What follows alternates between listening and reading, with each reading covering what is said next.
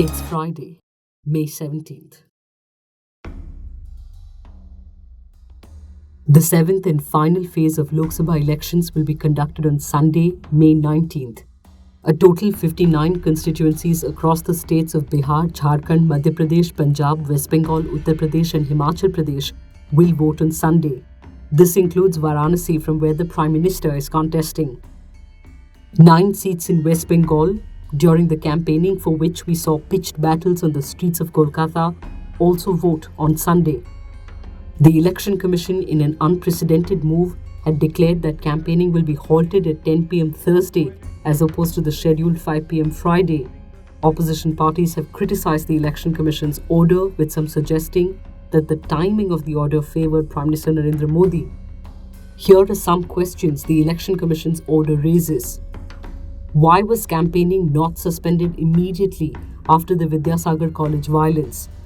In its order, the Election Commission cited recent violence over the past 24 hours, going on to state that it was deeply anguished at the vandalism done to the statue of Ishwar Chandra Vidyasagar. But if this violence was the reason for the order, why does the ban on campaigning only come into force more than 2 days after the violence at Vidyasagar College? If the aim was to contain election violence, an immediate ban should have been instituted by the Commission. Instead, campaigning will continue for a full 2 days after the incident. If the Election Commission is confident that the state administration can control violence for 2 days after the Vidyasagar incident, what makes it unsure it will fail on the third day? The lack of coherence about the timing of the poll body's ban has led to allegations that it is not functioning in a free and fair manner. The CPIM's Sitaram Yechuri pointed out that Prime Minister Modi will be campaigning in Bengal on Thursday. Is it to allow the 2 rallies of the Prime Minister before that ban is implemented, he asked rhetorically. Why were state officials suspended?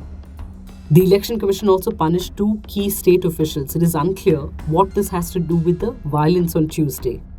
Reporting by journalists, eyewitness accounts by college students and authorities, as well as mobile video shot by people inside Vidyasagar College, show BJP workers smashing the statue of Vidyasagar. Moreover, the commission itself should have video recordings of the violence, since all campaigning must be videographed. However, the poll body has not released the footage. Was bad planning by the Election Commission a factor in the violence?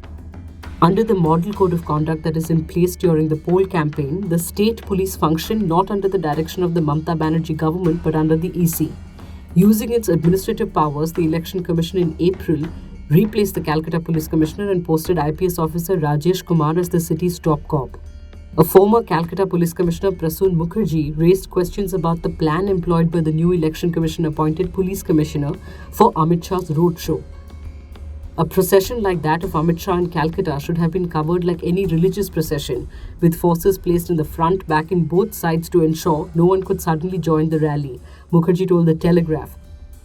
Moreover, even before Amit Shah started his roadshow, there was an air of tension that the police top brass failed to read. Mukherjee pointed out that the lapses could have occurred since the new commissioner has never worked for the Kolkata police and hence was unaware of how such an event should be handled. Did the Election Commission's 7-phase campaign fail to achieve its objective? The Election Commission decided to implement an unprecedented 7-phase poll in West Bengal stretching over 5.5 weeks. Along with this, it decided to take over key posts in the West Bengal administration, choosing officials to head the Kolkata police as well as the police in Bidhanagar, a key suburb of the capital. But as the Election Commission admitted in its order banning campaigning on Friday, more than a month into the election, there has been growing incidents of disruption and violence during the political campaigns and processions in the state of West Bengal. Given this, the Election Commission needs to take stock on whether its methods need to be revised. Remember, WhatsApp had, as part of its initiative to curb the spread of misinformation and spam, imposed a limit of 5 on the number of times a message could be forwarded on the messaging service. WhatsApp had said political parties are not using the platform in the manner that was intended and warned them it will ban accounts in the run-up to the 2019 Lok Sabha elections if needed. Carl Boog, head of communications at WhatsApp, in fact, had said, "Over the last several months, we have been engaged with political parties to explain our firm view that WhatsApp is not a broadcast platform. It's not a place to send messages at scale, and to explain to them that we will be banning accounts that engage in automated bot behavior. and we will do this regardless of the purpose of this account. Well, political parties have found a workaround, or jugaad. Reuters reports that WhatsApp clones and software tools that cost as little as 1,000 rupees have helped political parties bypass these anti-spam restrictions. Digital companies and sources in the BJP and Congress told the news agency the demand for such tools surged through the multi-phase polling. Reuters found WhatsApp was misused in at least 3 ways in India for political campaigning. 1. Free clone apps available online were used by some BJP and Congress workers to manually forward messages on a mass basis. Software tools which allow users to automate delivery of WhatsApp messages, and some firms offering political workers the chance to go onto a website and send bulk WhatsApp messages from anonymous numbers. India has joined 16 other nations, the European Commission, and 8 tech companies to sign the Christchurch Call to Action aimed at combating online extremism. The agreement, arrived at in Paris, seeks to eliminate terrorist and violent extremist content online. Tech giants Microsoft, Google, Twitter, Facebook, and Amazon were present at the meeting. While this is a voluntary framework, here is what online service providers have committed to do. Take transparent, specific measures seeking to prevent the upload of terrorist and violent extremist content and to prevent its dissemination on social media and similar content sharing services in a manner consistent with human rights and fundamental freedoms. Cooperative measures to achieve these outcomes may include technology development, the expansion and use of shared databases of hashes and URLs, and effective notice and takedown procedures.